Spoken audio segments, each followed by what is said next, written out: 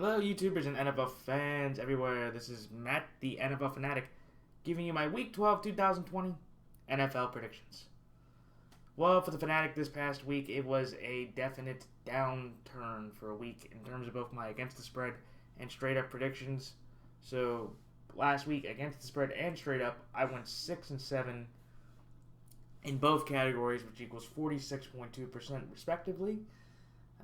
And now overall for the year, I am 88-70-2 against the spread, and straight up now I'm 105-54-1.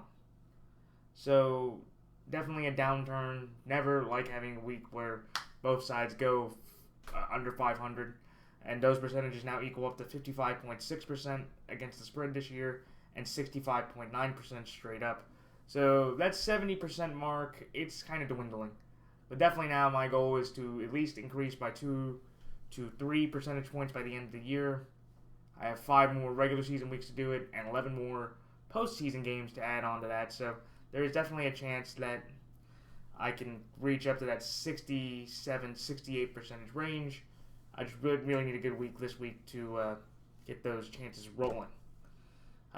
So there are no buys this week due to it being the holiday weekend. There's only one set of buys left. That is for Week 13. That'll be set for the Tampa Bay Buccaneers and Carolina Panthers, respectively. After that, every team will have played 12 games to go into the final 4-week stretch where there is a lot on the line. This week will be a lot like last week. It's going to be a quicker video just due to I have all my schoolwork and all that, so I'm definitely going to run through these quicker like I did last week. And here we go. So, on Thanksgiving, when the 3-7 Houston Texans go to the 4-6 Detroit Lions, the Houston Texans are 2.5-point favorites in this game. I like Houston here minus 2.5, and Houston straight up. Then the next game for first place in the NFC East, when the 3-7 Washington football team go to the 3-7 Dallas Cowboys. The Dallas Cowboys are 2.5-point favorites in this game. I like Dallas here minus 2.5, and Dallas straight up. Then the next game, when the 6-4 Baltimore Ravens go to the 10-0 perfect Pittsburgh Steelers, the Pittsburgh Steelers are 3.5-point favorites in this game. I like Pittsburgh here minus 3.5, and Pittsburgh straight up. Then on Sunday, when the 6-4 Las Vegas Raiders go to the 4-6 Atlanta Falcons, the 3-7 Atlanta Falcons. The Las Vegas Raiders are 3-point favorites in this game. I like Las Vegas here minus 3, and Las Vegas straight up.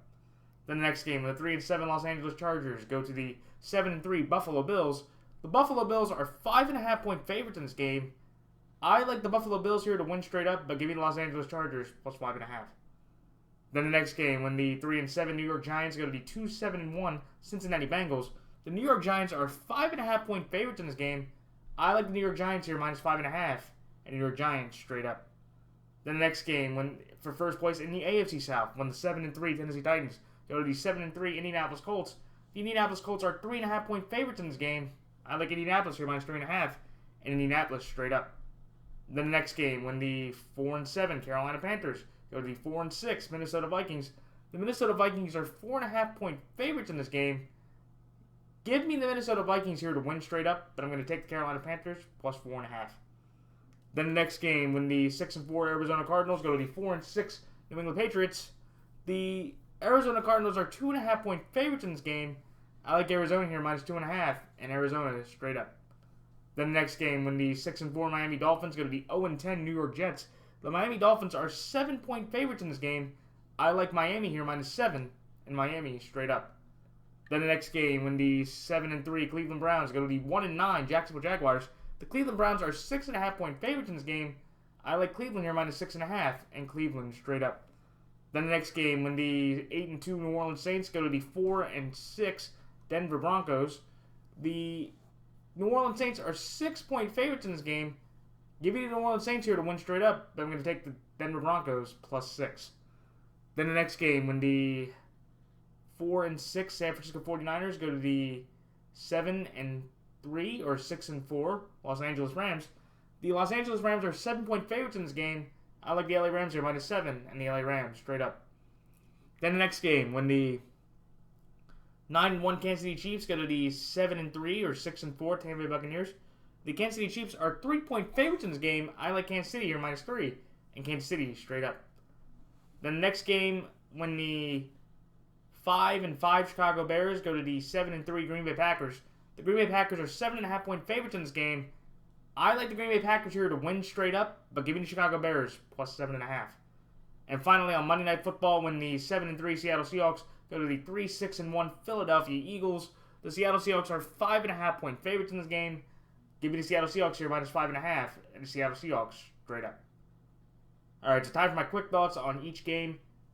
The Houston Texans over the Detroit Lions. I am taking the Houston Texans here solely based off the fact that the Detroit Lions got shut out by the Carolina Panthers. That was an abysmal offensive performance. Adrian Peterson had under 20 yards rushing. I know they didn't have DeAndre Swift due to concussion. Stafford only threw for 170 yards. He also threw an interception. But ladies and gentlemen, and I'm just going to continue this frustration with Matthew Stafford, he got beat by a XFL quarterback named Philip James Walker, P.J. Walker, who had 2 red zone interceptions. First time in 13 seasons, the Lions were able to get 2 red zone interceptions, and they still could not get a score. And I know what you're going to say. They got a tough offside or false start penalty off the 51-yard touchdown pass to Marvin Jones, but that was legitimate. But after you watch the Detroit Lions play that poorly against the Panthers team that was without their starting running back and their starting quarterback and their starting left tackle Russell Okung, you can't have any faith in the Lions for the rest of the year. I actually thought after they had beat the Washington football team, I thought Matt Patricia had a slight chance if he could have rattled off these 2 victories to get to 6-5, maybe beat the Bears and Vikings in the other games, he could have got to 500. Now with that performance and just looking at the rest of their schedule, Matt Patricia will likely be fired at the end of this year with the remaining schedule they have left, with games against the Packers, the Bucks, the Colts. They have some. They have. No, I'm sorry. I already pointed the Colts. I'm sorry. With the Titans, they have some games coming up that were going to be dicey, and I just feel like that loss pretty much propelled Matt Patricia's end goal with his firing. But I look at the Houston Texans here, and I thought Deshaun Watson played one of his better games, 2 for 300 yards, and 2 TDs. Randall Cobb caught a big touchdown or start off in the beginning of the game, though he has a toe injury and likely to be out, and he still's left the game. But I just really like how the Houston defense played. They generated a lot of pressure on Cam Newton. They really stifled the run of the Patriots. Damian Harris only had 49 yards rushing, and I feel like with DeAndre Swift likely being out, it could be a carbon copy of the same formula. And at the end of the day, if you're going to look at both of these teams, David Johnson is likely going to be out and Swift's going to be out. I'm going to take the better quarterback here, and I'm going to take Deshaun Watson in this game. Could the Lions win this game? Sure. The Lions always somehow seem to play more better than not on these Thanksgiving games. But also I'm just going to take the fact that the last time the Texans played the Lions on Thanksgiving, the Texans won that game. It was a close game, 3-point game. And I could definitely see something very similar happening with both of these teams. This game really doesn't mean anything in the grand scheme of things, but give me the Texans here with the better quarterback. I trust Deshaun, and I think the Texans just have a little bit more well-rounded kind of momentum, especially after beating the Patriots for the second consecutive time, after only beating the Patriots only one time in their previous 6 or 7 tries. So that's like the Houston Texans here minus 2.5, and the Houston Texans straight up. The next game, the Dallas Cowboys over the Washington football team. This is one of those games to where the Dallas Cowboys, since the Cardinal game, really started to pick up some momentum against Pittsburgh, against Philadelphia, and against Minnesota. They got a huge offensive effort by Andy Dalton, who threw for 3 touchdowns. Tony Pollard had the big 40-yard touchdown run. And I just was impressed with how the Cowboys fundamentally put a good game together. I like Darian Thompson. No, I'm sorry. Yeah. Dominic Wilson. That's the Cowboy safety. He's making some big plays. Randy Gregory and Allen Smith for generating a good amount of pressure.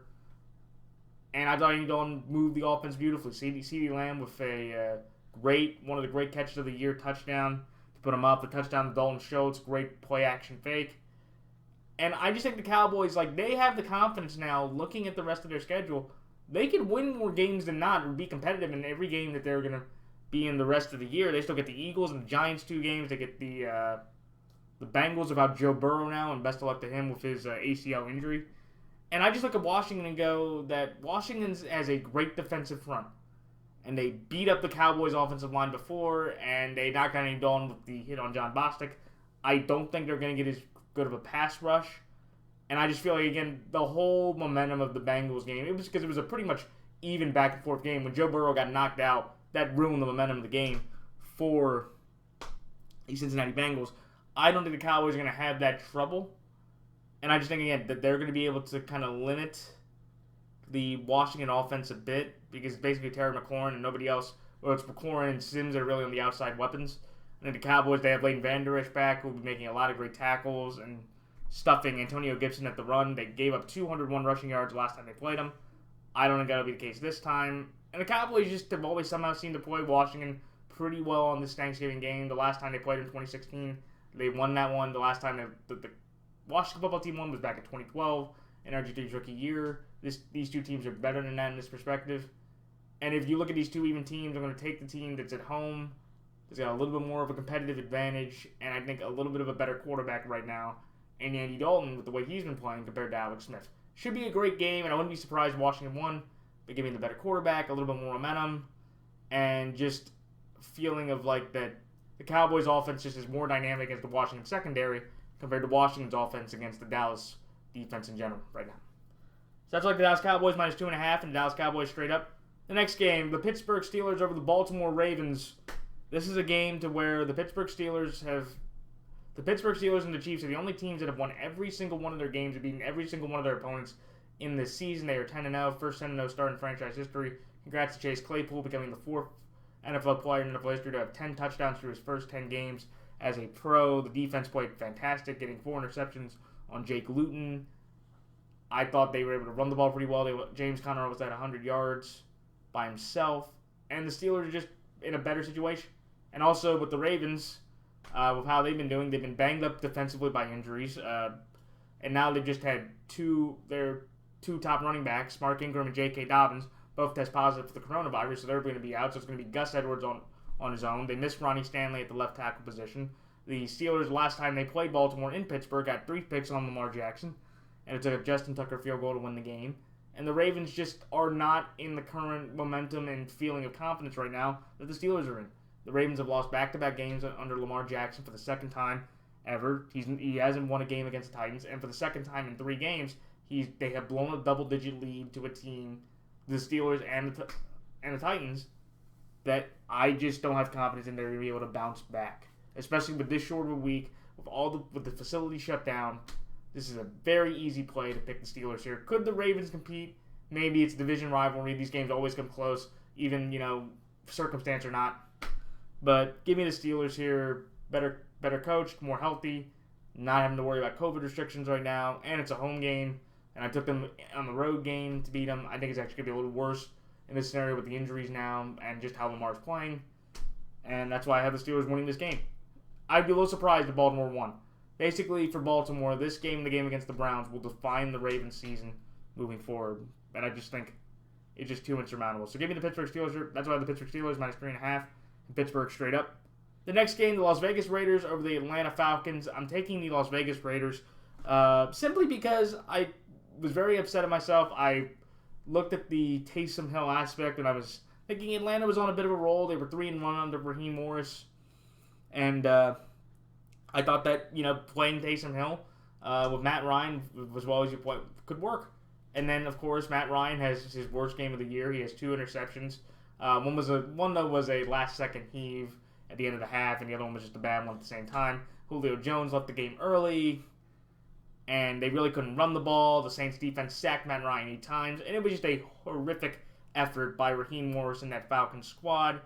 And I said that I thought Raheem Morris could get that job. Looking at their schedule, looking at how they've been playing, I do not believe Raheem Morris will now be the head coach of the Falcons after the rest of this year. Sorry, buddy, but you have a tough schedule coming up, and you're not playing well, and it's just not looking good. Especially in that scenario where Taysom Hill, a 30-year-old third-string quarterback, outplays Super Bowl MVP and Matt Ryan. So, but I'm going to take the Raiders here because I really like what I saw from the Raiders offensively. Derek Carr had one of his better games, 275 yards and 3 touchdowns. The Raiders are probably, out of all the teams in the AFC, the biggest threat to the Chiefs, because you've seen them play the Chiefs 2 times, and they both had leads going within the final 2 minutes of the game. And the game. Also, Mahomes has only turned the ball over against the Raiders with those 2 interceptions. One to Jonathan Abram, and the other one to Trayvon Mullen. That was DeMarcus Robinson's fault for the interception. But I'm going to take the Raiders here because, again, Atlanta, they have not been a very good home team. They only have 1 home win throughout this entire year. And Russ has played pretty well against them. Nick Foles lit up that Falcons defense. And with the way Derek Carr has been playing, with hitting Aguilar and Ruggs and Darren Waller, who's going to rip up the Falcons secondary with his size, I just think the Raiders go into Atlanta and hand the Falcons another loss. Could it be competitive? Sure. I think, look, the Raiders could not generate any type of pass rush, and if Julio Jones can get healthy, that'll be a massive, shootout type game. But if you're going to give me the Raiders dynamic against the Falcons right now, I'll take the Raiders dynamic over the Falcons any day of the week, because the Raiders have shown to you they've been able to close games and play a little bit more effectively in close ones compared to the Falcons, who are routinely not been able to choke games more often than lose. So that's like the Las Vegas Raiders here -3, and the Las Vegas Raiders straight up. The next game, the Buffalo Bills over the Los Angeles Chargers. I'm taking the Buffalo Bills here on the sense of where this is the Chargers. And the Chargers, look, Justin Herbert is the offensive rookie of the year. After what happened with Tua and him getting benched in the game, and Joe Burrow's injury, there is no doubt in my mind the offensive rookie of the year is number 10 for the Los Angeles Chargers, Justin Herbert. He has played sensational. He set the rookie record for 5 games with 3+ touchdowns. This man has mastered the Chargers offense brilliantly. Keenan Allen had 165 yards, a franchise high in terms of receptions, I believe, for a Charger receiver. Mike Williams had another 7 for 72 yards. The defense got a pick 6 on Joe Flacco from the 6-yard line. And this Charger team is fantastically built all across the board. However, the one problem with the Chargers is if they're not playing the Jets, if they're not playing 3 of the worst teams, or actually, by argument, the 3 worst teams in the entire NFL, they do not win football games. They can play in every single game. They can play in every single game you put up against them, but if you tell them after they beat up the number 1 pick Jets, the number 2 pick Jags, and the number 3 pick Bengals, they can't beat anybody else. And the Bills are one of the better teams. I believe Sean McDermott in his few years has been undefeated after a bye. I really like what Josh Allen has been able to do. It's in Buffalo. The Chargers the last couple times have beaten up Buffalo pretty bad. But these are 2 different teams from those perspectives. And I just think Buffalo, they're rested. They are going to get some of their guys back on the offensive side. Josh Norman, hopefully, will be able to come back on the defensive side. And I just like what Buffalo is a team. And if you're going to tell me in a close situation, give me Josh Allen or Justin Herbert and the Chargers and Bill squads, I'll take the Buffalo Bills and their coaching staff and their squad to win this game in a very tight and close game for the Bills. The Bills need this win because they have the Dolphins right on their tail, and they got a huge break from the Broncos winning, so I think the Bills kind of keep that momentum going. The last time we saw the Bills play, they played the Seahawks, who I think have a better offensive system. Again, the defense is not nearly as good as the Chargers. Well, even though the Chargers did give up 28 to the Jets. So I do think that the Bills' offense can definitely move the football. And if you're going to tell me take the West Coast team out to Buffalo, tried that with Seattle, it didn't work. I think the Chargers did the same thing. Though it will be a closer game because I feel like the Chargers are a more complete team compared to the Seahawks. That's like the Buffalo Bills here to win straight up at the LA Chargers plus 5.5. The next game, the New York Giants over the Cincinnati Bengals. I'm taking the New York Giants here because the Cincinnati Bengals, without Joe Burrow, are a bad football team. They could not move the football. Afterward, Joe Mixon is going to be on the IR, so those will be his second game out of 3 that he has to miss. I thought the Bengals defense got shredded by Washington in key ways. The Washington defense had some big opportunities. And the Giants, again, they're the best team as of right now. I think it's just a pure paper in the NFC East. And the Giants have just played more fundamental and consistent, solid football all the way around.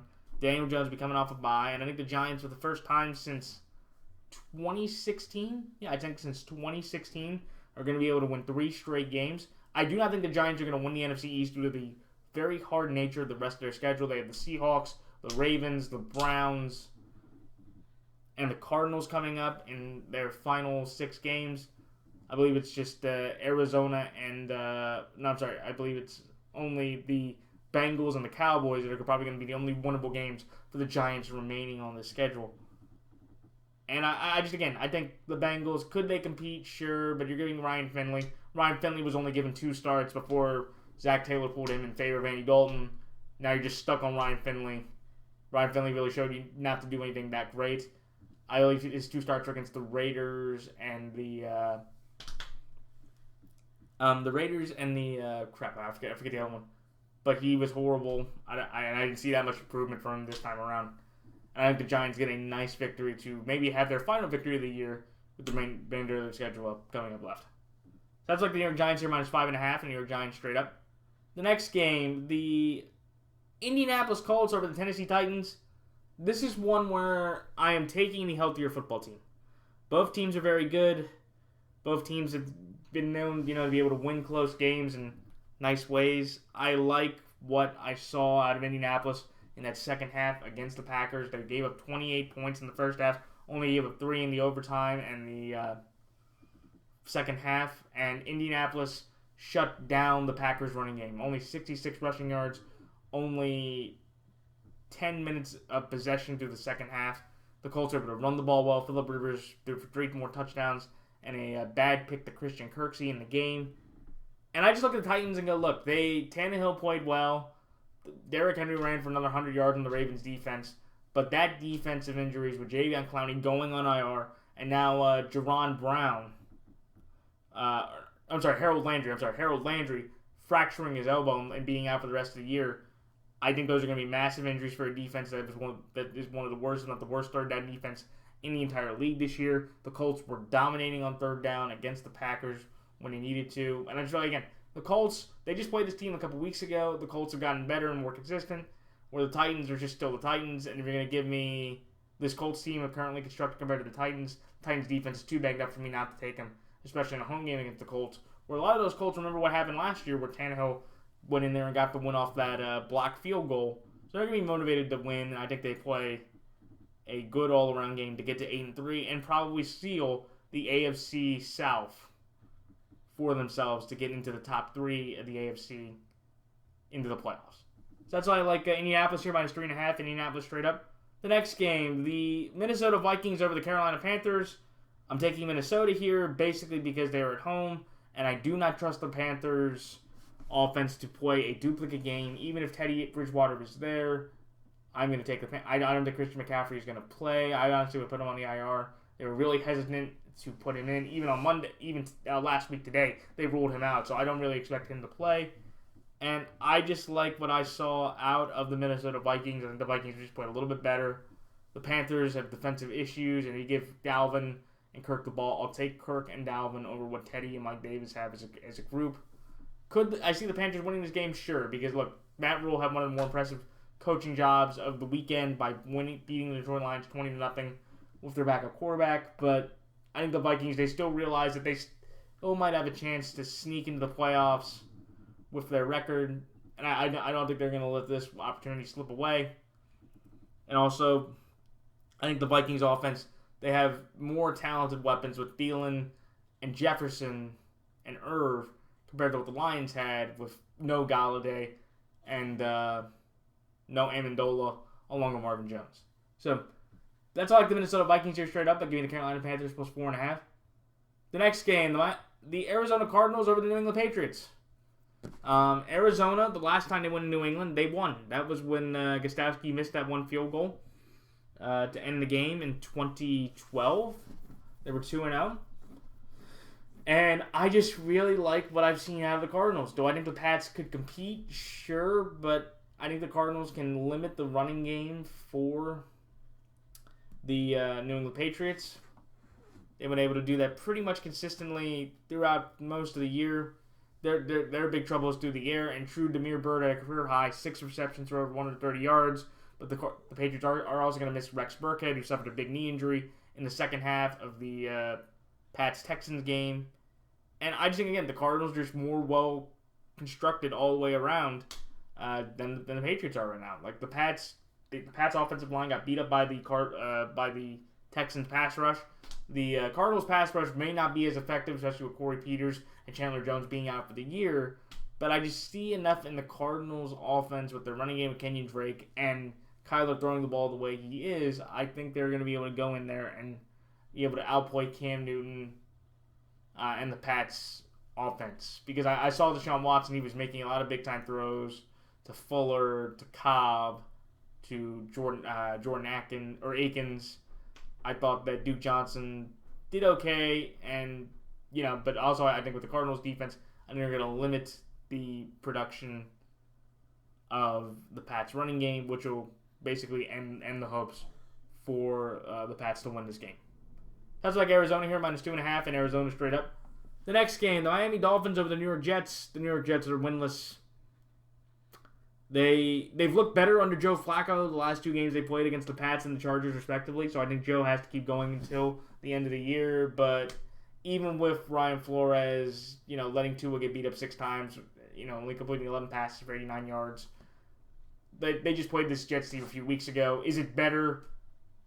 Yes, I think it's playing better, so I don't think they're going to get shut out. But until the Jets proved somebody that they win, I just can't pick them. And the Dolphins won last time 24-0. The Dolphins, last year, they lost a kicking game between Jason Sanders and Catanzaro. It was 18-15. So I know a lot of those Dolphin players remember that, and they're going to take that to heart. And also, again, even if Tua doesn't start or Fitzpatrick somehow just loves to play his former teams and the Jets are just so bad that everybody's having one of their best personal games against the Jets anytime they play. So that's why I like the Miami Dolphins here, -7. The Miami Dolphins straight up. The next game, the Cleveland Browns over the Jacksonville Jaguars. This is one where I'm going to take Cleveland. They have really played good fundamental running. Nick Chubb is at over 100 yards in his first 2 games back-to-back. Baker's not turned it over. I guess Baker did have the 1 fumble against Fletcher Cox, but that didn't kill him. He was able to make some nice timely throws to Kavaris Hodge. I thought Kareem Hunt made a nice touchdown run. And I think the Browns are just fundamentally consistent. They're not going to wow you with their passing attack anymore, especially with Odell being out. They are a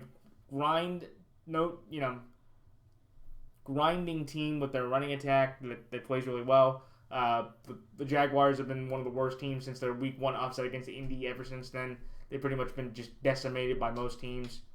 And they haven't looked competitive. They lost a lot of double-digit games. They got blown up by the Steelers by 24 points. And I just really like what the Browns are doing. And I think, again, that Baker's going to be able to manage. He's going to have Chubb and Hunt running really well. And I just don't think the Jags have any formulas to try to stop him. So that's why Cleveland are -6.5 and Cleveland straight up. The next game, the New Orleans Saints over the Denver Broncos. This is one where I'm going to take the Saints based off the fact of I think Taysom Hill going into that environment can play well enough to win again. I thought the Saints defense was fantastic, especially with Drew Lock having 5 interceptions in his last 2 games.